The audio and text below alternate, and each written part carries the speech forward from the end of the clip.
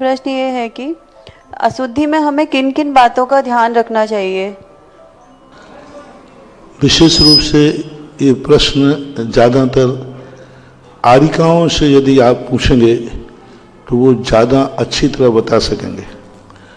हम लोग तो पढ़ी हुई बातें बता देते हैं कि सबसे पहले तो उनको परिवार के खान पान से, स्पर्श से, आगम में जो जो लिखा है उन अशुद्धि के समय पर पूरे परिवार से अलग रहना चाहिए। मात जो छोटा बालक है, जो माँ के बिना नहीं रह सकता, उसके अलावा घर में किसी का भी स्पर्श नहीं होना चाहिए, वस्त्रों का भी स्पर्श नहीं होना चाहिए। यहाँ तक शास्त्रों में आया है पूरे घर में विचरण नहीं होना चाहिए। पूरे घर के अंदर उस समय महिलाओं को विचरण नहीं करना चाहिए। एक अलग से कमरा हो, उसी कमरे में ही उनका स्थान, भोजन पान सब वहीं होना चाहिए।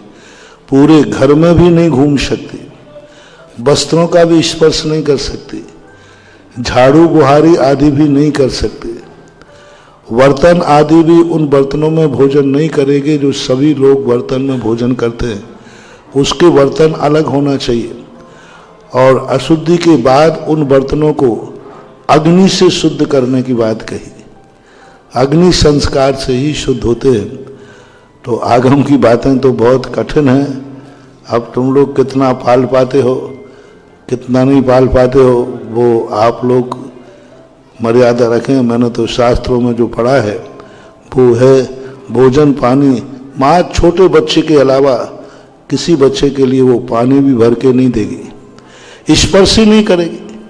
जब पूरे मकान में घूमने का मना कर दिया तो फिर अब तो, और आज तो क्या हो रहा है मैं क्या कहूँ, आप लोग सब परिचित हैं कितना अनर्थ हो रहा है।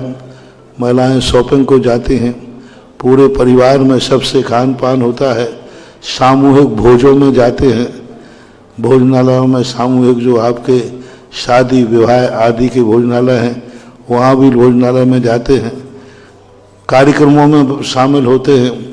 आजकल तो सब अनर्थ हो रहा है।